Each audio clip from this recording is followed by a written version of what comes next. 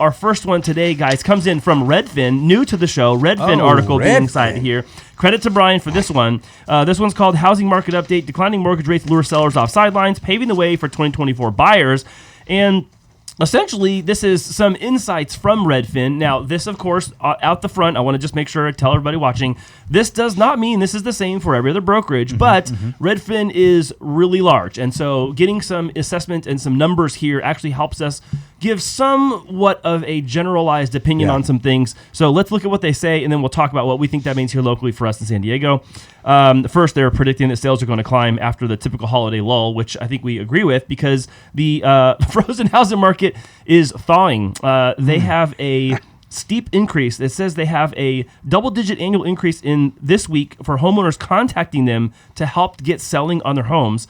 And new listings are up 9% from a year ago, their biggest annual increase since July of 21. Wow. July of 21. Yeah. So, well, I definitely this news has really gotten sellers and buyers off the fence. It's like good news. I mean, October was brutal, you guys.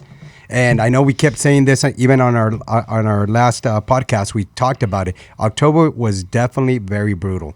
And I think people get to see if my rates are in the mid 7/8s, where am I at? What can I do? Everything's so darn expensive. So now they see a big dip. And I mean, that big dip has been more than a full percentage lower than what it was. So it makes a huge difference where people are now feel like I got to get off the fence and I got to go create the action behind it, or I'm going to be left behind. No, 100%. And right here from the article, it says buyers will return from holidays with more homes to choose from. And I think that's actually going to be true because I feel like a lot of people with this downward pressure of the rates is going to bring a lot of people that in the past months were like on the fence. And now that they see the rates coming down, I think there's going to be a sweet spot up until February before everybody starts, really jumping the gun. Yeah. And again, Brian, I mean, to that point, when you say there's going to be more like homes available, like, let's not mistaken there's going to be a lot more homes. No. We're used to having at least on a monthly basis 900,000 to 1 million homes available. Yeah. We're in the mid 400s. Oh yeah, we're way below. What we're not going to. I don't think we're going to. I know for sure we're not going to get to the point to see that 900 for sure. Pre-COVID levels, nope, never. And like something not in a long time. Yeah, something impactful has to happen before we see those numbers. Yeah.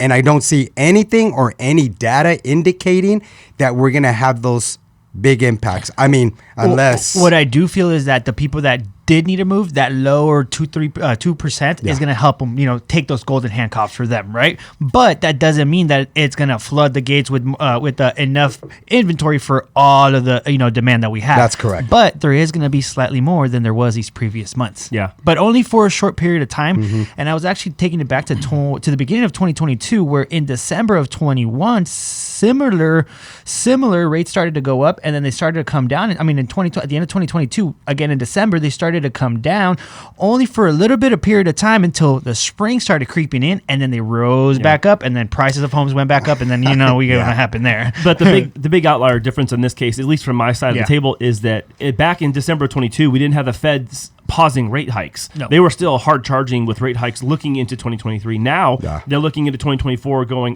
possible cuts, or at least signaling that there's possible cuts. So I think that everyone's like kind of, I'm not going to say rushed in the gate, but there's definitely been a move towards people that were on the fence getting off the fence. We're already seeing that in our own applications were being taken. Number two, I'm going to bring this up at this segment of the show. When we had our meeting this week and you guys told me, well, you specifically, Memo, you told me about that open house this last weekend. Oh, that was crazy, yes. Yes. So the open house had, go ahead, tell everybody, how many groups came through that open house? So it was crazy. We have one of our buyers that was searching for a home.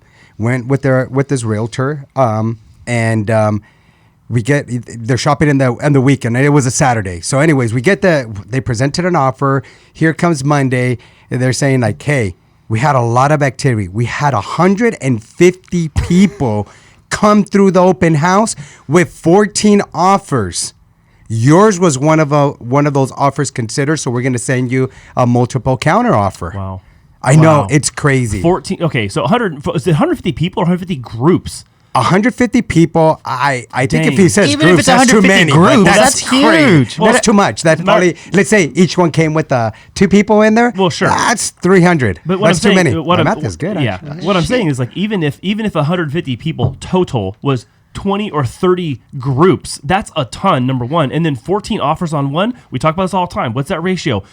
14 to 1. One person's going to get in and 13 are going to be left out in the lurch. So what happened to the other 149 parties? Yeah, exactly. And here we are, right? Rates are still in that, we're in the low sixes, mid sixes for conventional, mid fives, high fives in the government. So this is with the 10% down conventional loan. So the rates are going to be like 6.375 more or less. What I do see for foreshadowing and what happens is that, even if rates do come down, I think if more people come into the market, that's going to prop the prices to stay where they're at. So we're not going to see much price decline in the year to come because of the lower rates, right? So that's going to hold prices. Now, as the prices stay where they're at and more people come into the market, prices are going to start climbing up, here and there, and that's going to squeeze out again the people that aren't strongly approved or don't have that stronger income to be able to withhold the higher price, even if the rates are lower. And this tracks with what Redfin's saying. They're basically saying we're seeing uptick in listings, you're seeing buyers come off the fence, you're seeing rates prompt people. You're mentioning golden handcuffs. I was going to bring that up, but it's like that is the thing. So some people who are maybe waiting for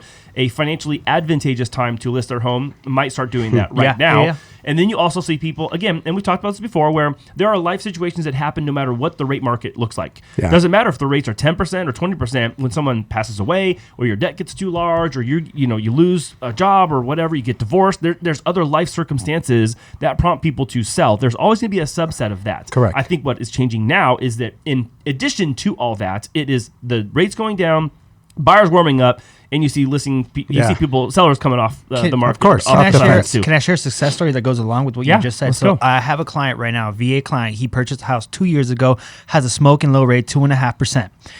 Messages me last week and he says, "Hey, Brian, my life is taking a change as of these last couple of months. I'm going back and forth between deployment. I just met a very nice lady whom is also military, has her own house. She's owned it for longer.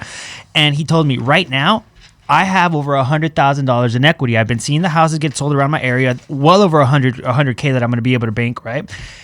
And he says, right now, it financially makes more sense for me to sell the house, cash in on my equity, wipe out all my debt, move in with my lady that has a lower payment than mine, hold that property for a couple more years, build a family, have a foundation, and then I'm going to come back to you, Brian, so that we could sell this house and then buy a forever house where we're going to be your family. Again, when did he buy that house? He bought that in 2021. So and it goes to my second topic.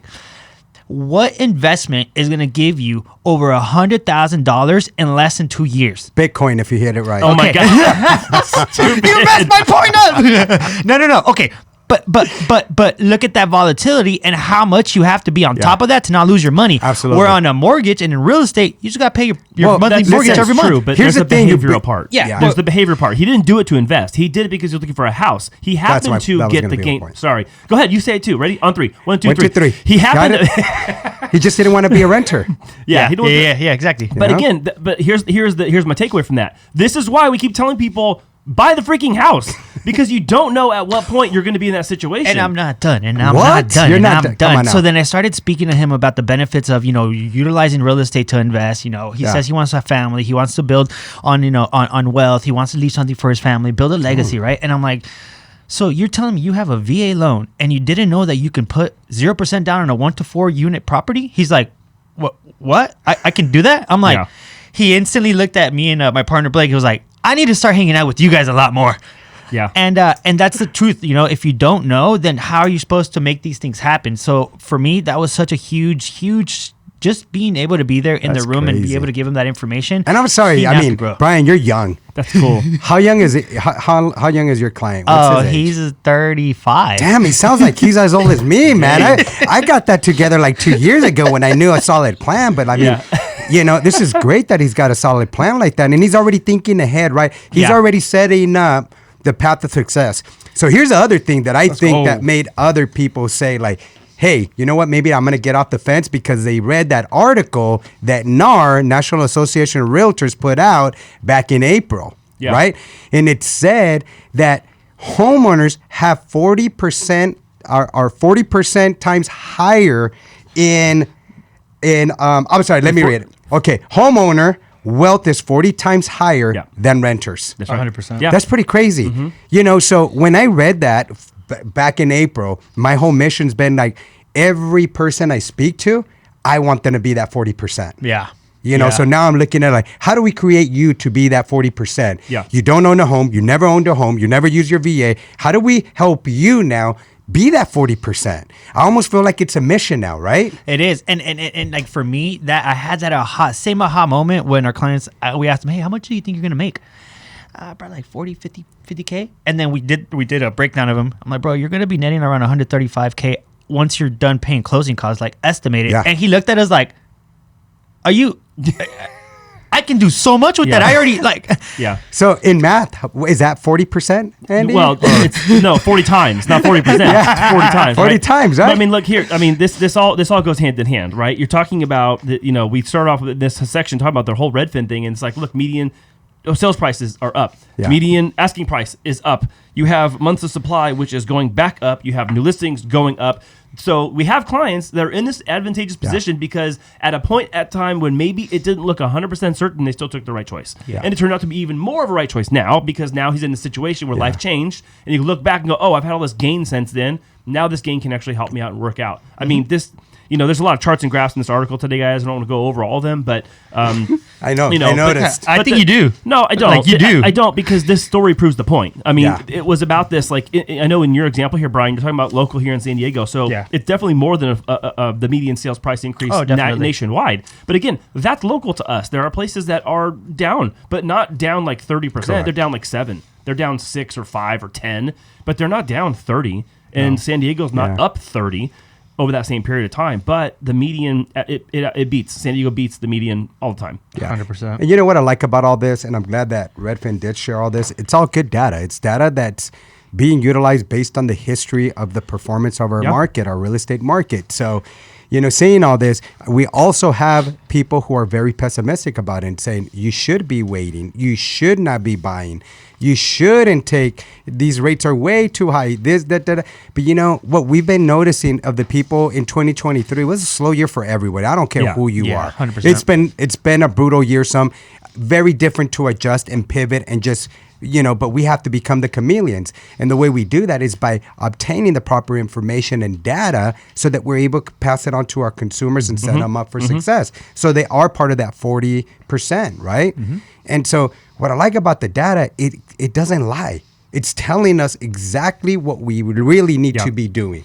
So people getting off the fence, something you need to do. I use it kind of like when I talk to Ashton, oh, I don't want to go to college. I get it. College is not for everybody, right? But it's all about who you're going to tie your rafts with. People who are just going to make you that much better. And sometimes you got to just get off the fence and not play that mind game of the things that may not happen. And I'm gonna add a final point to that, to a punctuation point on that, and it is data and math, and it has to do with the home buyer housing payments increasing 11% year over year, but wage growth only go up 5.2%. So I had to look it up on the Bureau of Labor Statistics before the show. Annual, this is as of November 2023. Wage growth up 5.2%, and you have housing payments up 11%. So at what point is that going to be better? I don't know. But you don't know. So it's like, okay, get in now or don't get in now. Well, people are going to have to make that choice for themselves. So. And to that point, I feel it really comes down as well to the consumer's financial habits and as well to their financial responsibilities, which will dictate, what their affordability will be. And I think, with everything happening and all this data coming out, the affordability overall to me seems the biggest issue, because housing prices, they will stabilize when they stabilize. Rates, as we see, things are getting better. The monetary policy is looking like it's working. But the affordability, that's where it gets tough because you can't make more if you don't have a way of making more, and you directly control that. That's right. If you can control your income, you can't control where you work at. I mean, you can, but at the same time, it's like, well, if I take a different job, now I have to lose out on that learning curve. Yeah. I mean, while rates have come down, and if they continue to go down, this is the time to put your foot through that door. When that door opens, put your foot through that door and get started. And I will say this, and advice to to the younger generation that's listening to this: if you had a bad year, take this time to learn from it and actually look at the reason why it went bad. Look at the reason, your decisions, because overall, I feel like we're all responsible for the decisions we make. We can't control the economy. We can't control rates or the market, but we can control our habits. And that's one of the things that myself, being vulnerable out here, it's something that this year I had to do and really face the realities. It's like, hey, this is what's happening, this is what's going on, and really formulate a plan so it doesn't happen again. That's right. You know, and that's all I can say. You know? Yeah. And to go off of that, I mean, Brian, come on now. Those are the things we were doing so well. And 2023 was a brutal year. Yeah. It really was. I mean, it messes with you mentally and all that. So I could just imagine just the regular homeowner who doesn't have a lot of resources, et cetera, right? It doesn't know this. So the thing that we're due moving forward from here on out now is I used to just be focused. Let me just do my job right, just what I know how to do right. But that doesn't work anymore. Like now I have to start thinking like, well, beyond that, how do I create this passive income now? Like, how do I create generational wealth? Those are the things now that we have to you feel like you're juggling, and hopefully you're not just going to, mess, a ball's just not going to click and here, one's going to fall. Like, you really have to learn how to juggle these things. And you have to start planning, managing, look at the data, making sure that you're making the right choices here. So I like that, Andy, you shared this article actually, Brian, right? But I really think this is a great article because it's going to show you new listings of homes. It's going to show you pending homes, homes that are currently in contract right now that actually have price declines, because this month was one of the highest ones that we saw a big price reduction on them. That doesn't mean now, remember, guys, this does not mean that home prices are going down. What that actually means a lot of times is based on the data before, there's a lot of times that we have the tendency of thinking my home is worth $1 million too, when it's really worth $1 million. Yep. And the market is going to really dictate that for that area, what's it going to be. So we saw, it was like a 38%, price decline this month, which was a lot higher than the norm. Than the previous year. But I think this would be a great article to put out for people so they can see the graphs, understanding, just see the math. On the notes. Volume of sales. Yeah, exactly. There you go. Yeah, volume of sales. Different than home price. But yeah, that's also in the gutter from the fall of 23, and it's going to look better in 2024. Absolutely.